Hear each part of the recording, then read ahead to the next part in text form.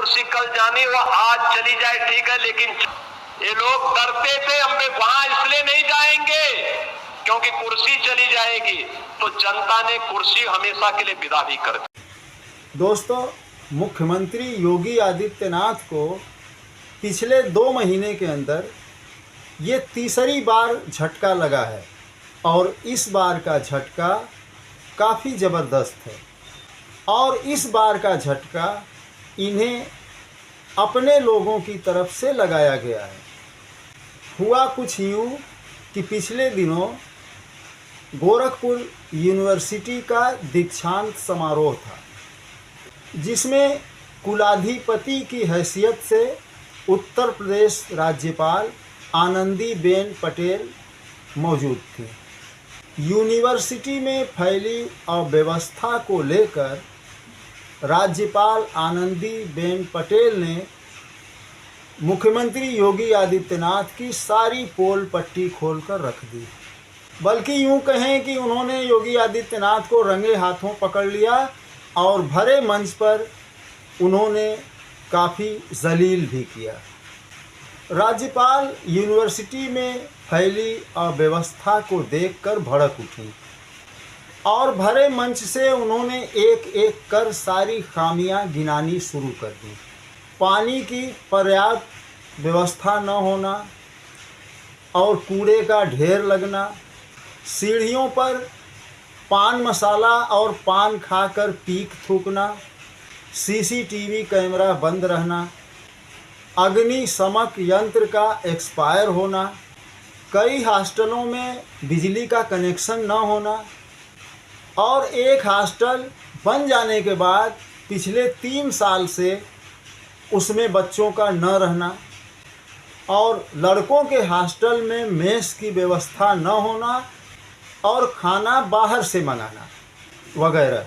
दोस्तों, हमारे देश भारत में स्वतंत्रता के बाद अब तक 15 लोग प्रधानमंत्री बन चुके हैं, जिनमें से 6 पहले किसी न किसी राज्य के मुख्यमंत्री रहे हैं।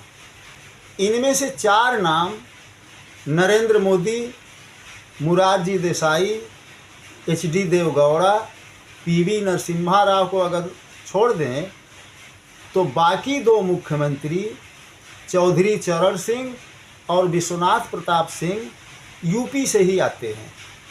और आज़ादी के बाद शुरुआत के 3 प्रधानमंत्री यूपी से ही थे।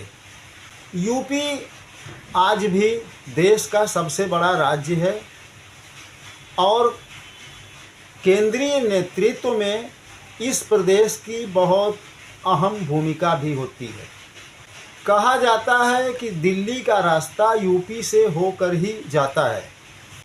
आज भी यूपी का कोई मुख्यमंत्री जब राज्य में अपनी स्थिति मजबूत कर लेता है तो दिल्ली की कुर्सी उसके ख्वाब में आने लगती है। मायावती, मुलायम सिंह यादव और राजनाथ सिंह वगैरह कई मुख्यमंत्री ऐसे हैं जिन्होंने कभी न कभी प्रधानमंत्री का ख्वाब देखा। और मौजूदा दौर में यूपी मुख्यमंत्री योगी आदित्यनाथ भी अगर ये ख्वाब देख रहे हैं तो मैं समझता हूँ कि इसमें कोई गुनाह नहीं है। मगर पिछले कुछ महीनों से मैं देख रहा हूँ कि इनकी झोली सिर्फ कलंकों से ही भरती चली जा रही है। कलंकों का पोटरा लेकर क्या प्रधानमंत्री बन पाना योगी आदित्यनाथ के लिए संभव है? कुंभ में जो भगदड़ हुई थी तो पहले तो इन्होंने उस खबर को दबाने की कोशिश की, फिर मृतकों की संख्या में इन्होंने काफ़ी घालमेल किया, जिसकी वजह से काफ़ी इनकी साख गिर गई। और अयोध्या चढ़ावा चोरी में भी ठीक इसी तरह इनका हाल रहा है। चढ़ावा चोरी की खबर सार्वजनिक हो जाने के कई दिन के बाद इनका बयान आया कि अयोध्या में कोई उल्लेखनीय घटना नहीं हुई है। फिर इन्होंने SET गठन किया, जिसको SIT कहकर प्रचारित किया।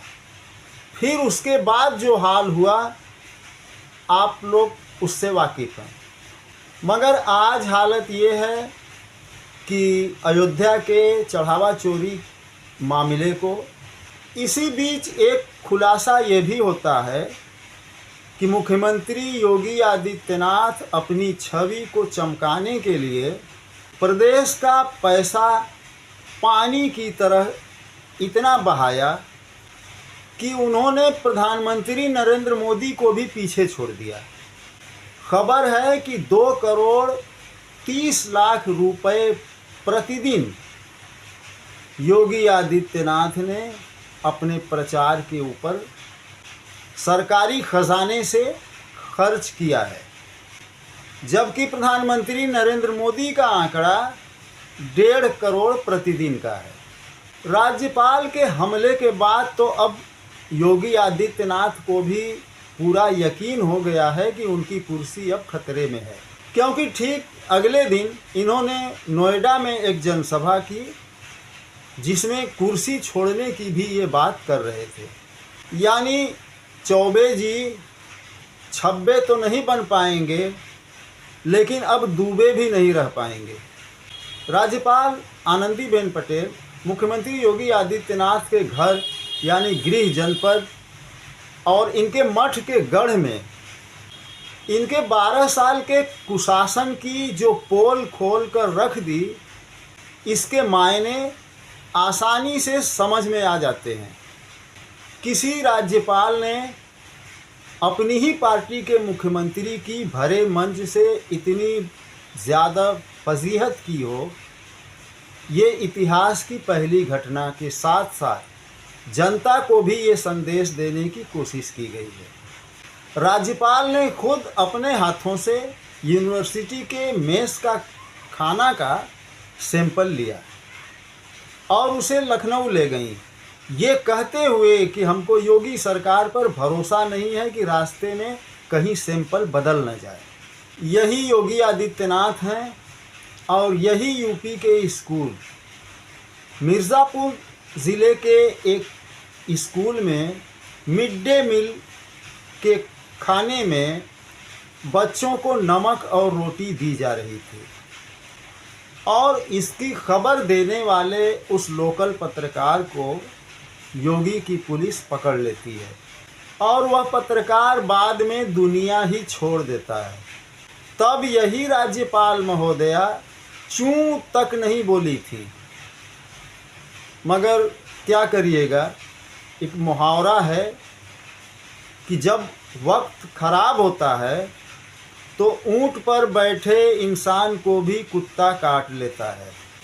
इन सब बातों के बावजूद भी आज मुख्यमंत्री योगी आदित्यनाथ का वही तेवर है और सिर्फ बकवास से काम चला रहे हैं। चंदा चोरी के सवाल पर वो जवाब देते हैं, कहते हैं कि चंदे का हिसाब वे लोग पूछ रहे हैं जिन्होंने कभी चंदा ही नहीं दिया। अब आप ही बताइए कि आपने तो शादी नहीं की, फिर 3 तलाक पर सबसे ज़्यादा प्रवचन आप ही क्यों देते हैं? आप कभी मदरसे में भी नहीं पढ़े हैं, तो मदरसे की पढ़ाई व्यवस्था के बारे में अनाप शनाप जो आप बकते हैं, इसका हक आपको किसने दे दिया है? दोस्तों, इस वीडियो में बस इतना ही। मिलता हूँ अगले वीडियो में किसी नए विषय के साथ। जय हिंद, जय भारत।